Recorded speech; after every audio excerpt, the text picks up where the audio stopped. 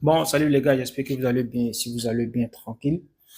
Et avant de commencer, je vous informe que le meilleur club du monde joue à la Madrid demain à 20h30 contre Mallorca. Voilà, c'est de ça qu'il s'agit. Et de l'autre côté, et voilà, je ne comprends pas les supporters du FC Barcelone. Dans les têtes, quand quelqu'un n'est pas sélectionné, c'est parce qu'il est nul.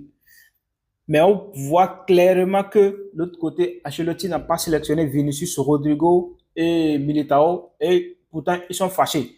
Parce que eux, dans leur tête, ils trouvent ça que c'est de l'avantage pour que les joueurs du Real Madrid se reposent et avoir pleinement d'énergie, de la force et assurer quand même les matchs à venir sans aucune difficulté. Voilà.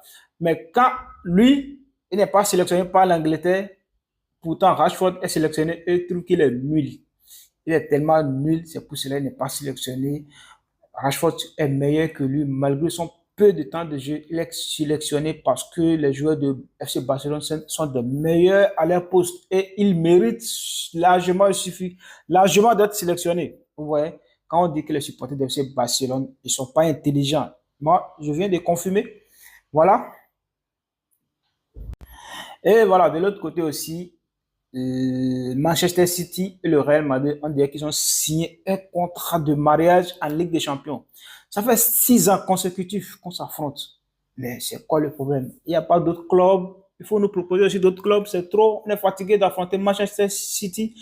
Manchester City aussi est fatigué de nous affronter.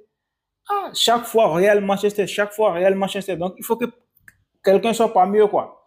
Ce qui est sûr, moi, je suis sûr que ça ne va pas s'arrêter ici. On va venir de s'affronter en match de poule. On va encore se croiser dans les matchs de qualification directe. Ça, là, c'est sûr. Notez ça quelque part. Ça, là, c'est sûr. Parce que je suis sûr que les deux clubs vont se qualifier et vont encore se croiser dans les matchs de qualification directe. Voilà. De l'autre côté aussi, Chelsea a remporté tous les trophées possibles de l'Europe. Voilà. Voilà, comme vous le voyez sur la photo, ils ont remporté l'Europa League, la Ligue des Champions, Super Coupe d'Europe, et Conférence League et la Coupe du Monde des clubs. Les gars, ils sont simplement des champions. Et en tant le Real Madrid, c'est la Conférence League qui nous manque. Il faut qu'on participe aussi à cette compétition pour pouvoir la remporter et on est au même pied d'égalité avec Chelsea.